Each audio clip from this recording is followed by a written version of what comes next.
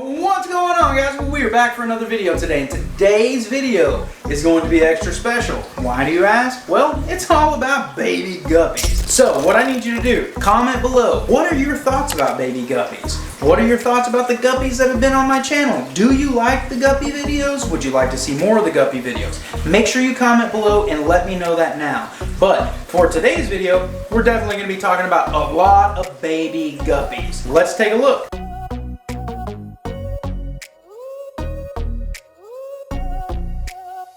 So this is my guppy slash molly tank. I've actually taken the mollies out of here at this point, but if you look inside of here, there's a whole bunch of fry that is flying around in here. So what we have is we either have some crossbreeding that occurred between mollies and guppies, and yes, mollies and guppies can actually crossbreed. Their offspring, however, do come out completely sterile and unable to reproduce. However, we may have that in here. I'm not really sure, so we're gonna find out. But we have all of these babies. And in here, we also have all of these babies. Now, if you notice, we have the big ones, like these up here in the front of the tank right here. But then if we look really, really close, little tiny babies that are down inside of the grass. So those exist as well. So we've had probably 3 rounded guppy babies. These right here in the front are the oldest. And then we have some smaller ones back, like right up there. And then now we have a third batch, which are really tiny. So we have all those. Then we move over here, and we got these 2 little guys. Right, the little orange one and then the little yellow one here that have bred. And if you look in here, we have a bunch of babies in this tank as well. So we have all kinds of baby guppies. What are we gonna do with them? Well, what we're gonna do is today's video is going to focus on setting up some new tanks for all of these baby guppies, which will basically be grow out tanks. Right down here on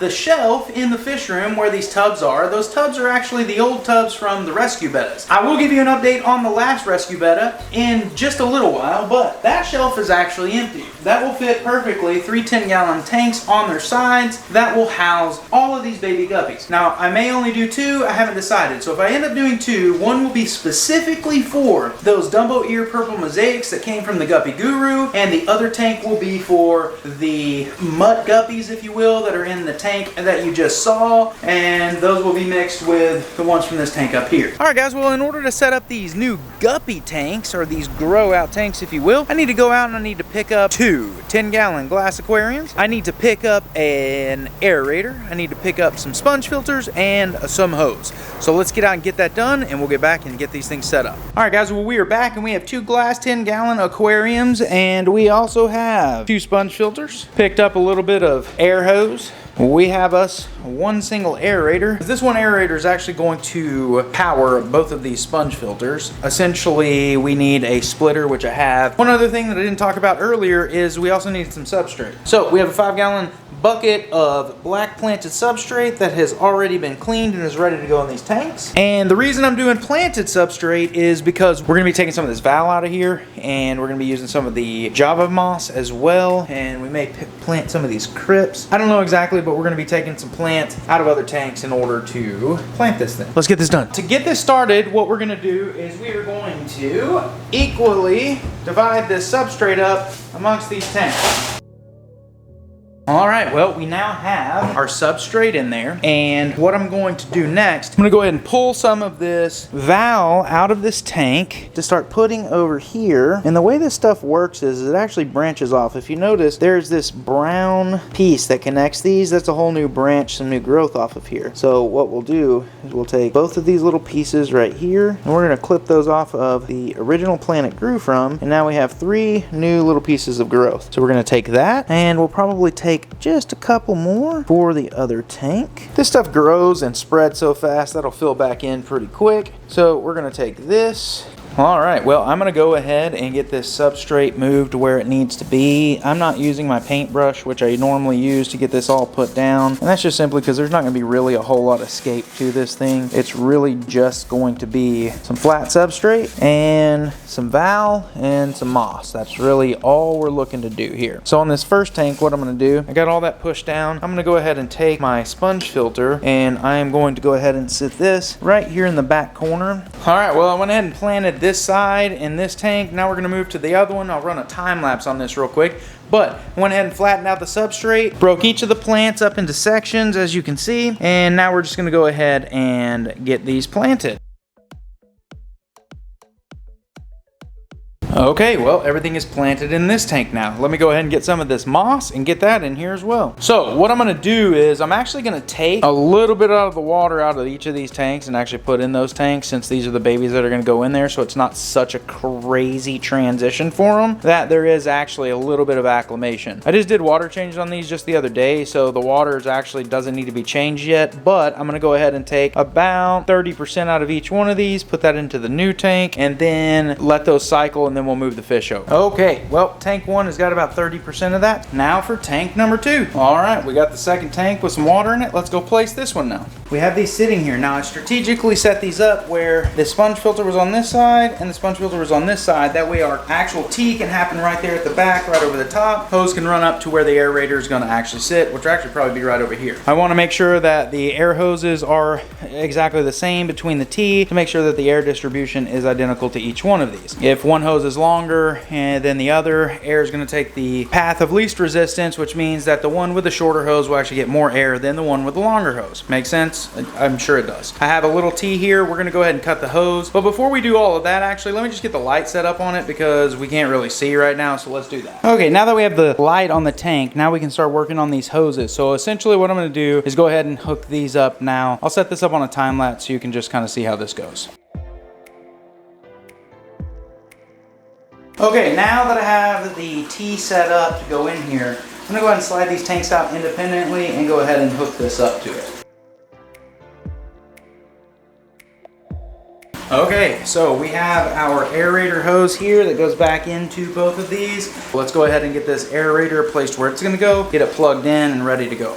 We're gonna take this plastic lid and we're gonna poke a hole right in the middle of it. Just using a pair of scissors or something of that nature. We take the hose and we run that right up through this hole that we just created in this lid. And we slide this down to where the surface of the water is going to be. And essentially what happens is that lid will sit down on the surface of the water and it will actually prevent the bubbles from breaking the surface of the water, preventing splash over and things of that nature. So it's actually a really good thing to do with your bubble type filters or your sponge type filters. So it keeps the water loss down, as well as it just keeps the overall area cleaner without so much water everywhere. So we have that done, and now we are gonna go ahead and hook this back up. Now our tanks are sitting where they're supposed to be. You notice right back there, we have the top there. We have the top right up there, and I'll show you how that works in just a minute. Let's go ahead and get some water in these things. All right, well now we're gonna go ahead and add some bacteria to each of these tanks. Let that cycle start going, and yeah, we'll be able to get some fish in here. So we've gathered up all the guppies out of this tank. So it looks like we have 12 baby guppies out of that tank. So we're gonna go ahead and acclimate them to the new tank and get them in there. These guys have been cup acclimated, so we're gonna go ahead and let these guys go here. So let them swim out.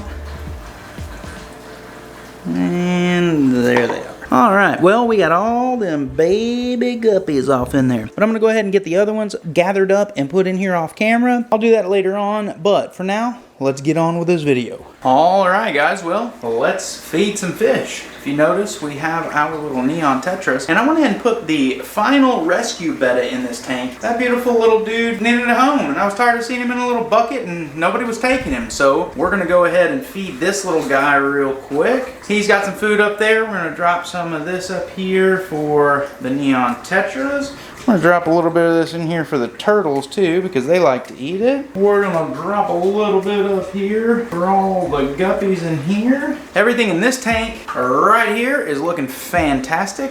Of course, this tank is looking good as well. We got all the little baby molly guppy mutts in there. See that one swimming around right there? The little pink belly side neck is doing good. Elon the musk turtle's doing good. Little blue Betta's doing good.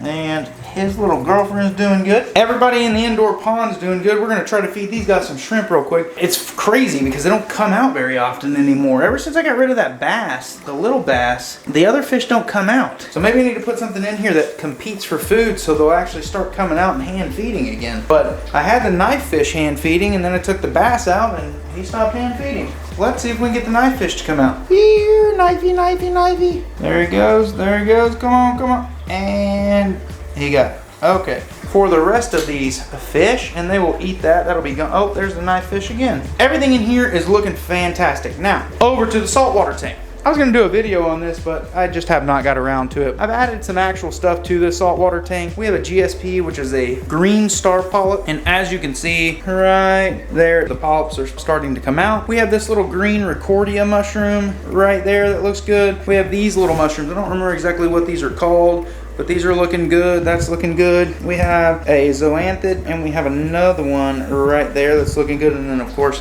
clownfish are looking good as well. So we're gonna go ahead and feed some food here, and the clownfish are on it. Oh, I also added, that's his eyeballs right there in the middle of the screen, but that is a conch for the actual algae in the sand, because that thing will sand sift. And then we should see the meat-eating snail come out in a minute. Look at that, meat-eating snail. He literally just emerged right there from the middle of the tank, and I was not filming, but there's the meat-eating snail. He's coming out. So everything in the saltwater tank is looking fantastic. We're now going to take a look at the backyard rescue pond and see how this is going. Well, if you look right back there in the corner, you can see some new inhabitants of the backyard pond. There is a third one right there, and then in the corner here, you can also see some frog bit that's in here. So I met up with a fellow YouTuber the other day at Aqua Studios, and her name is P. Wills Reef. I'll go ahead and drop her channel right up here. So go give her a watch and subscribe if you'd like. But yeah, definitely check her out, show her some support. So I appreciate it. P. Wills Reef for the new goldfish. They are doing fantastic right there in the new pond. All right, well, with all of that, hopefully you guys have gone on to enjoy today's video and you've enjoyed seeing all of the tanks today. But if you haven't subscribed or followed us on Instagram, do that now. Well, as Little Max said, if you have not subscribed or you haven't followed us, make sure you do that now. And once again, I hope you really enjoyed today's video, and hey, we'll see you next time.